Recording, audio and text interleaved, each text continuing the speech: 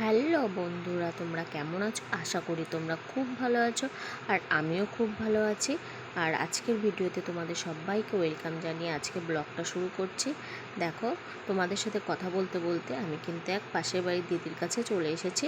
এসে ওই দিদি আর আমি মিলে ওই যে দিদির স্বনির্ভর দল থেকে টাকা নেবে সেই দিদির বাড়িতে আমরা চলে এসেছি। আর তোমাদের অনেকে স্বনির্ভর দল আছে সেটা কমেন্ট করে অবশ্যই জানিও। আর আমরা কালকে মিটিং করে রেখেছিলাম, মিটিং লিখে রেখেছিলাম, এবং স্ট্যাম্পগুলো তো আমার কাছে ছিল না, সেজন্য স্ট্যাম্প মেরে সই করা হয়নি। সেজন্য এখন সই করে নিয়ে আমরা সোজা চলে আসলাম এটিএমের সামনে। ভাবছি এটিএম থেকে আগে টাকাটা তুলে নেব, নিয়ে আমরা সোজা ব্যাংকের ভিতরে চলে যাব। দেখো, এটিএমের ভিতরে কিন্তু আমরা অলরেডি চলে গেছি টাকা তুলতে। দেখো, টাকা তুলে নিয়ে এসে আমরা বড় ব্যাংকের ভিতরে চলে এসেছি। তোমরা ভিডিওটা দেখতে থাকো।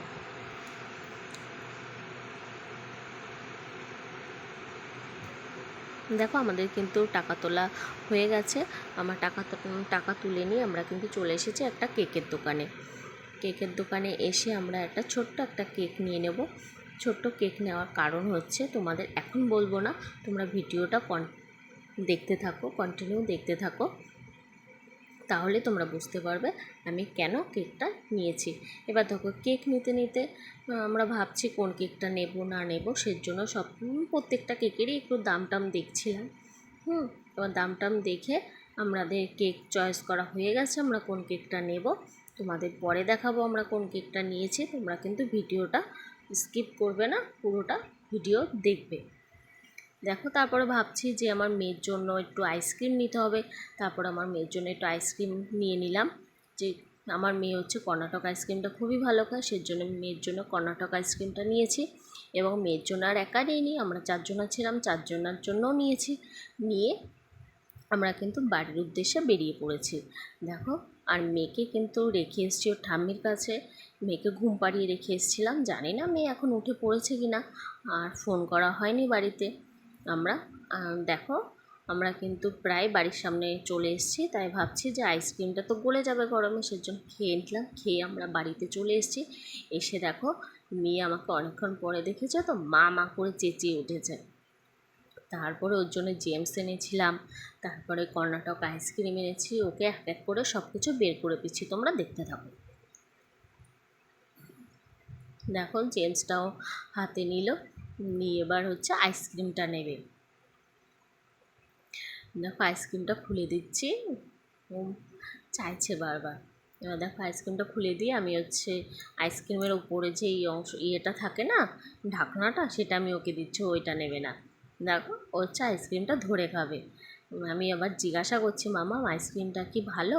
বলছে না, ভালো না।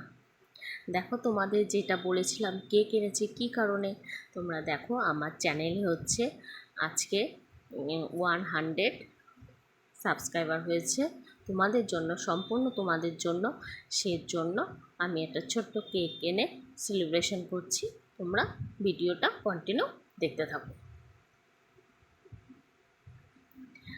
দেখো কেমন হয়েছে কেকটা, কিন্তু তোমরা অবশ্যই জানিও, কমেন্ট করে জানিও। আর কিন্তু পূজা সুজা ব্লগ এবং 100 সাবস্ক্রাইবার লিখে নিয়ে এসেছি। তোমাদের কেমন লেগেছে জানিও কমেন্ট করে।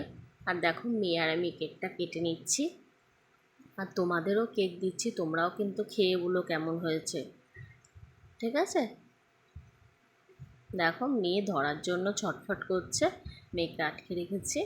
দেখো, মেয়ে আবার চাকু দিয়ে মানে আমি কেটেছি এমনভাবে ওঠেনি কেকটা, তারপর চাকু দিয়ে একটুখানি আবার টান দিলাম, তারপরে কেকটা উঠে আসলো। তোমরা ভিডিওটা কন্টিনিউ দেখতে থাকো। দেখো, আমার ভিডিওটা যদি ভালো লেগে থাকে তাহলে লাইক কমেন্ট এবং শেয়ার করে দিও, আর চ্যানেলটাকে সাবস্ক্রাইব করে দিয়ে পাশে থেকো। টাটা বন্ধুরা, তোমরা সবাই ভালো থেকো।